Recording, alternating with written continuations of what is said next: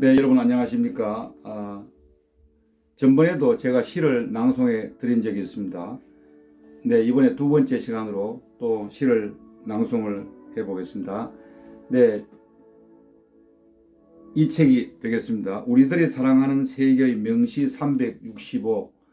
제가 평소에 시를 안 읽는 사람인데 이 시집이 참 마음에 들고 또 읽어보니까 평소에 깨닫지 못했던 그러한 그 시의 아름다움을 느낄 수가 있었습니다. 네, 시는 시가 음악이요, 음악이 시요, 또 춤이 음악이고 그렇습니다. 시와 춤과 음악은 서로 상통한다고 할 수가 있겠습니다. 네, 그래서 중국에서는 이제 교회에서 찬송가를 이제 부르지 않습니까? 그래서 중국에서는 그걸 찬송가라 하지 않고 찬송시라고 합니다. 그래서 중국 발음으로는 짜미스라고 하는데 찬송시입니다. 그러니까 시가 노래라는 그런 말이 되겠습니다. 성서에도 보면 시편이 있는데 시편이 그게 시편인데 사실은 그게 음악입니다. 그래서 시가 이제 음악이라는 이러한 그 인식을 가지고 시를 읽으면 더 아름답게 들릴 것 같습니다. 네, 저도 이제 가곡 교실을 하고 있습니다만은 우리 회원들께서 시집을 한 권씩 사셔서 시를 많이 읽는 그런 분위기를 만들면 좋지 않을까 생각을 해봅니다. 네, 우리 그 예술 가곡도 그렇고 우리 한국 가곡도 가사가 전부 다 시기 때문에 시를 많이 읽으면 좋다고 생각합니다. 네, 가곡을 부르는데도 정서적으로도 그렇고 많은 도움이 되리라고 생각합니다. 그래서 시를 많이 읽으시기를 권유를 드립니다. 네, 노래도 많이 부르고 또 시도 많이 읽고 하면은 좋을 듯 합니다. 작곡가들이 명시가 있을 때 그 시를 가지고 이제 다 작곡을 하지 않겠습니까? 그래서 우리 그 음악하는 사람들은 항상 시와 가까이 하는 것이 좋다고 생각해서 제가 또 주제넘게 시를 낭송을 하게 되었습니다. 또 하나는 또 시를 제가 또 낭송하고 싶어서 그래서 이렇게 이제 이런 기회를 갖게 되었습니다. 그러면은 시작을 하겠습니다. 그때는 기억하라. 알 펀치저 시가 되겠습니다. 길이 너무 멀어 보일 때, 어두움이 밀려올 때, 모든 일이 다 틀어지고 친구를 찾을 수도 없을 때, 그때는 기억하라. 사랑하는 네가 있다는 것을. 웃음 짓기 힘들 때, 기분이 울적할 때, 날아보려 날개를 펴도 날아오를 수 없을 때, 그때는 기억하라. 사랑하는 네가 있다는 것을.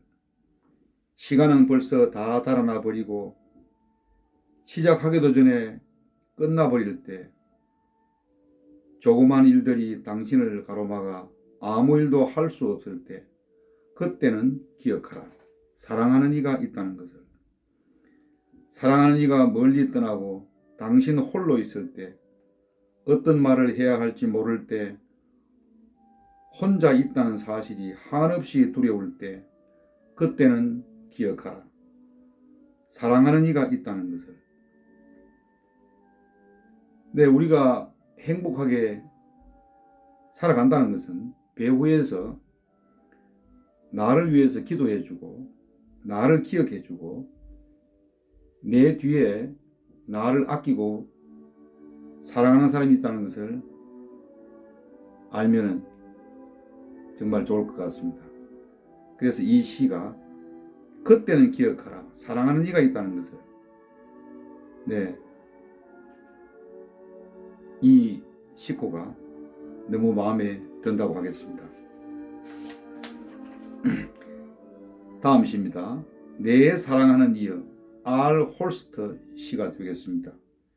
우리 서로에게 부드럽게 대해요. 사랑하는 이여, 오랜 세월 바람에 떠돌던 별들 아래 지쳐 주체할 수 없이 외로우니 우리 서로에게 다정하게 대해요. 하지만 사랑의 숭고한 말들을 함부로 말하지는 말아요. 피할 수 없는 슬픔을 싣고 다니는 바람에 수많은 가슴들이 괴로워해야 할지 모르잖아요. 우리 마치 오래된 숲길을 떠도는 공기방울 같이 모든 것이 불확실하니 어찌 알 수 있을까요? 오직 바람만이 알 수 있지요. 내 사랑하는 이여. 우리 외로우니 서로 머리 기대고 살아요. 오래전부터 불어오던 바람 안에 침묵하면서 마지막 아껴두었던 꿈을 함께 나누어요. 수많은 사랑이 바람에 갈 길을 잃어버리고 바람이 원하는 걸 우린 알지 못해요. 그러니 다시 서로를 잃어버리기 전에 우리 서로에게 부드럽게 대해요. 내 사랑하는 이여. 예, 저도 평소에 집에서도 그렇고 대인관계에서 부드럽지를 못했다는 것을 이렇게 깨닫게 됩니다. 네, 세상 이치가 강한 것을 이기는 것이 부드러움이 아니겠습니까? 네, 여러분께서도 이 시를 보시고 부드럽게 살아가는 것이 좋지 않나 생각합니다. 다음 시가 되겠습니다. 잃고 얻은 것, 롱펠로우.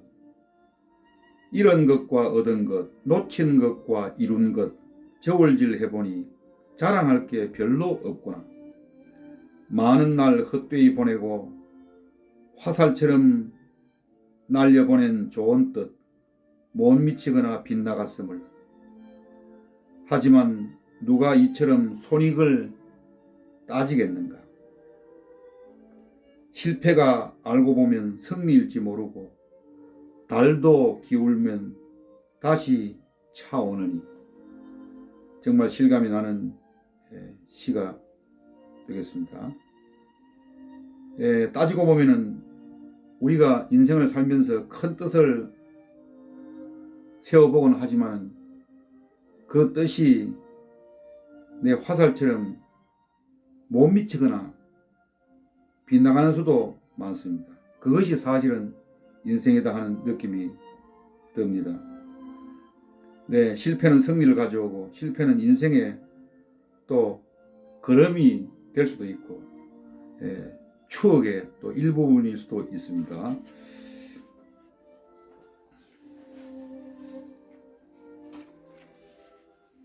다음 시입니다. 가슴으로 느껴라. 헬렌 켈러. 헬렌 켈러는 모르는 분이 없을 줄로 압니다. 네, 말도 못했고 눈도 보이지 않았고 청각도 잃어버린 이 헬렌 켈러. 가정교사인 설리번 선생님이 도와줘서 대학까지 졸업할 수가 있었습니다. 정말 위대한 이란 그 장애인이 아닐 수가 없습니다. 가슴으로 느껴라. 헬렌 켈러. 태양을 바라보고 살아라. 그대의 그림자를 못 보리라. 고개를 숙이지 말라. 언제나 머리를 높이 두라. 세상을 똑바로 쳐다보라. 나는 눈과 귀와 혀를 빼앗겼지만 내 영혼을 잃지 않았기에 그 모든 것을 가진 것이나 다름없다. 고통을 느껴보지 못한 사람은 진정한 쾌락을 알 수 없다. 그대가 정말 불행할 때 세상에서 그대가 해야 할 일이 있다는 것을 믿어라. 그대가 다른 사람의 고통을 덜어줄 수 있는 한 삶은 헛되지 않으리라. 세상에서 가장 아름답고 소중한 것은 보이거나 만져지지 않는다. 단지 가슴으로만 느낄 수 있다.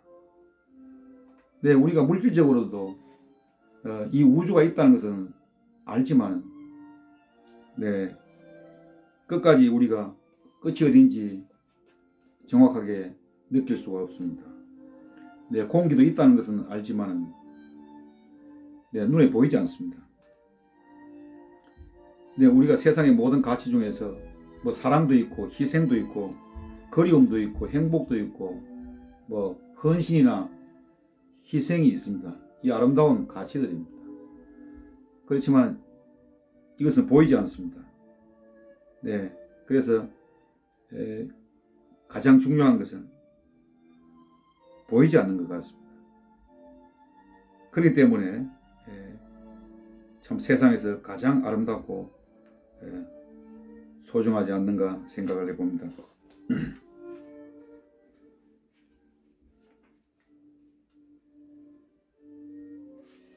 네, 다음 시입니다.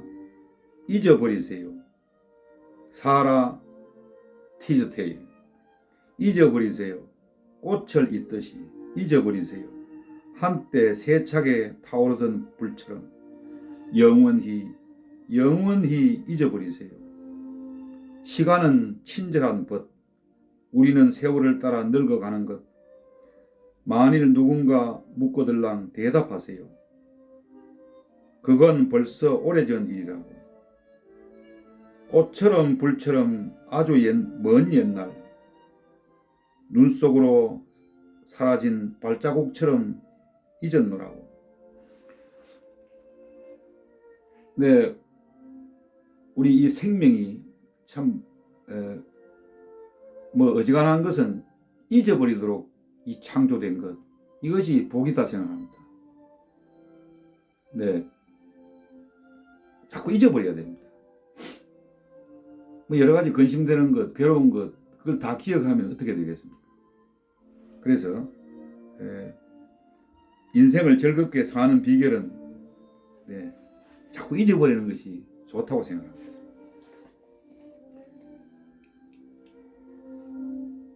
다음 시입니다. 인생, 샬롯 브론티. 인생은 사람들 말처럼 어둡기만 한 것은 아니랍니다. 아침에 내린 비는 화창한 오후를 선물하지요. 때론 어두운 구름이 끼지만 모두 금방 지나간답니다. 소나기가 와서 장미가 핀다면 소나기 내리는 것을 슬퍼할 이유가 없죠. 인생의 즐거운 순간은 그리 길지 않습니다. 고마운 마음으로 그 시간을 즐기세요. 가끔 죽음이 끼어들어 제일 좋은 일을 데려간다 한들 어때요? 슬픔이 승리하여 희망을 짓누르는 것 같으면 또 어때요? 희망은 금빛 날개를 가지고 있답니다. 그 금빛 날개는 어느 순간에도 우리가 잘 버티도록 도와주지요. 씩씩하게, 그리고 두려움 없이 힘든 날들을 견뎌내세요. 영광스럽게, 그리고 늠름하게. 용기는 절망을 이겨낼 수 있답니다. 이렇게 되어 있습니다. 네, 인생이라는 것은 끝까지 버티면은 이제 희망이 보이고 절망을 이길 수 있는데, 이 끝까지 인내심을 갖지 못하는 것에서 문제가 있다고 생각합니다. 네, 때로는 괴롭더라도 끝까지 버티면은 이제 복된 날이 온다고 이렇게 믿습니다. 네, 희망은 금빛 날개를 가지고 있습니다. 네, 샬롯 브론티의 인생이었습니다.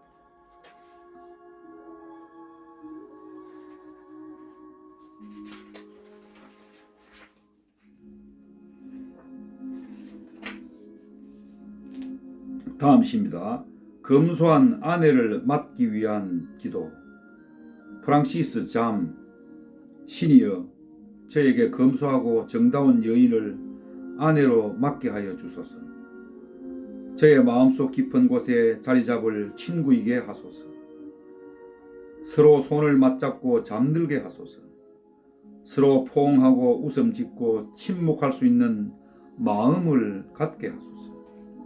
제가 죽는 날 아내가 뜬 눈을 감겨주도록 하소서. 저희 마지막 순간에 무릎 꿇고 기도할 수 있는 아내를 맡게 하소서. 이렇게 되어 있습니다. 이 시를 원본을 보니까 아주 시가 좀 길게 되어 있습니다. 그런데 이 시집에는 실제 원본 시하고 조금 짧게 이렇게 실려 있습니다. 네, 우리가 뭐 아내나 남편이나 죽는 그 순간 옆에 같이 있어준다는 것, 네, 이제 그렇게 되도록 기도한다는 이러한 그 내용이 되겠습니다. 네, 아주 아름다운 시가 되겠습니다. 다음 시가 되겠습니다. 운명의 칼날에 이를 때까지. 셰익스피어. 진실된 마음의 사랑 앞에 장애물을 놓지 말라. 감추는 무엇이 발견되었을 때 변하는 사랑이라면 그건 사랑이 아니라네. 사랑은 영원히 고정된 하나의 표적, 사나운 비바람에도 흔들리지 않는 바위, 방황하는 모든 배들에게 밤하늘의 별과 같은 것. 그 높이는 알 수 있어도 그 가치의 깊이는 정녕 알 수 없어라. 사랑은 세월의 어릿광대가 아니라네. 장밋빛 입술과 뺨이 자신의 굽어진 낫의 배일지라도 사랑은 짧은 몇 시간 몇 주 사이에 변하지 않으리니 운명의 칼날에 이를 때까지 사랑은 지지를 얻는다. 만일 이것이 틀리고 또 틀린 것이 입증된다면 나는 결코 이렇게 쓰지 않았을 것이요. 지금까지 사랑을 한 사람이라고는 아무도 없었을 것이네. 이렇게 끝맺고 있습니다. 네, 어떤 외부적인 상황에 따라 가지고 그 무게와 빛깔을 달리하는 사랑이라면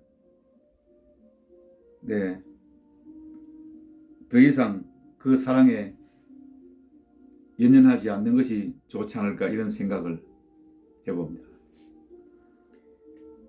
네, 하여튼 뭐 진실된 사랑이 중요하다 이런 평범한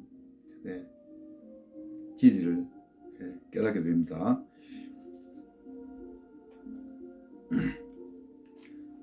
네, 다음 시가 되겠습니다.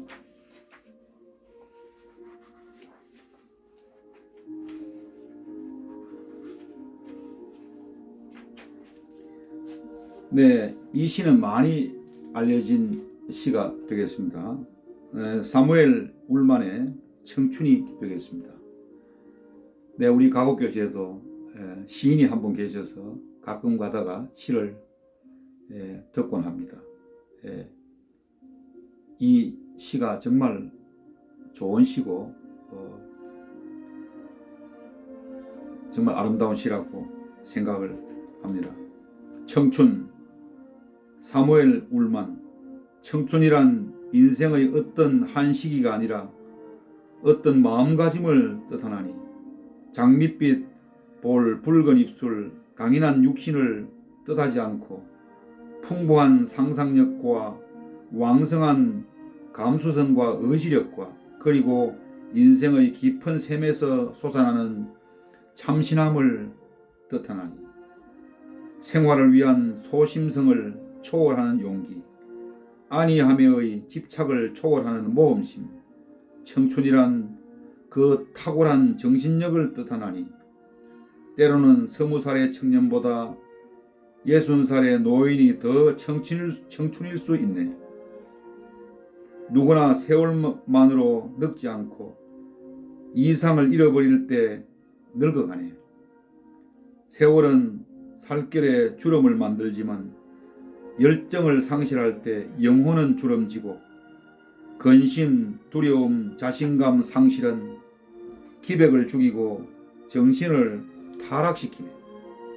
그대가 젊어 있는 한 60이건 16이건 모든 인간의 가슴 속에는 경이로움의 동경과 아이처럼 왕성한 미래의 탐구심과 인생이라는 게임에 대한 즐거움이 있는 법.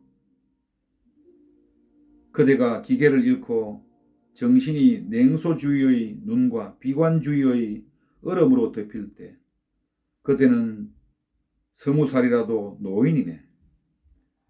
그러나 그대의 기계가 낙관주의의 파도를 잡고 있는 한 그대는 80살로도 청춘의 이름으로 죽을 수 있네. 네, 이 청춘이라는 것은 육체적으로 늙고 젊음을 뜻하는 것이 아니고, 네, 정말 탁월한 정신력을 가지고 비관주의를 버리고, 네, 낙관주의를 가지고 살아가면은 80살, 90살도 청춘이 아니겠습니까? 네, 이 시를 제가 보면서 청춘, 이 제목이 영어로 youth인데 이것을 영어를 하시는 분들은 이 영시를 외우시면 참 좋을 것 같습니다. 우리 그 중고등학교 다니는 학생들 이거 어릴 때부터 영어로 한번 외우게 하면은 참 좋겠습니다. 네, 이 사무엘 울만이 78세에 쓴 시라고 합니다. 네, 우리 자녀들 영시로 한번 이렇게 외우도록 하시면 좋을 것 같습니다.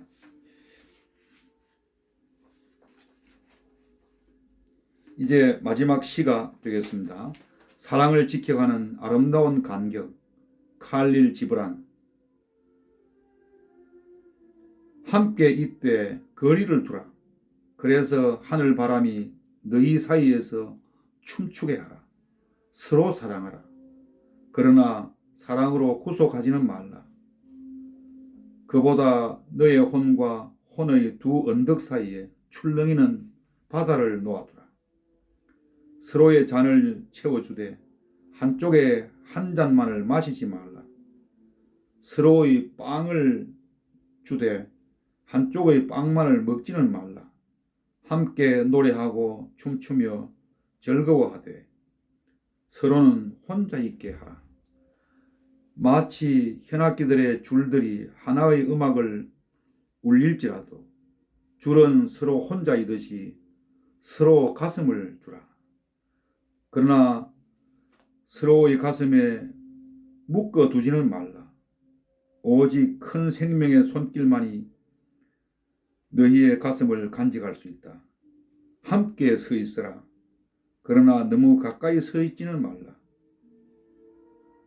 사원의 기둥들도 서로 떨어져 있고 참나무와 삼나무는 서로의 그늘 속에선 자랄 수 없다.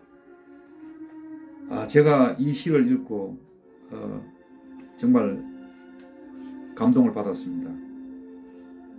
부부 사이도 그렇고 친구 사이도 그렇고 너무 가까이 있다 보면 친한 사이도 상처를 받기 쉽습니다.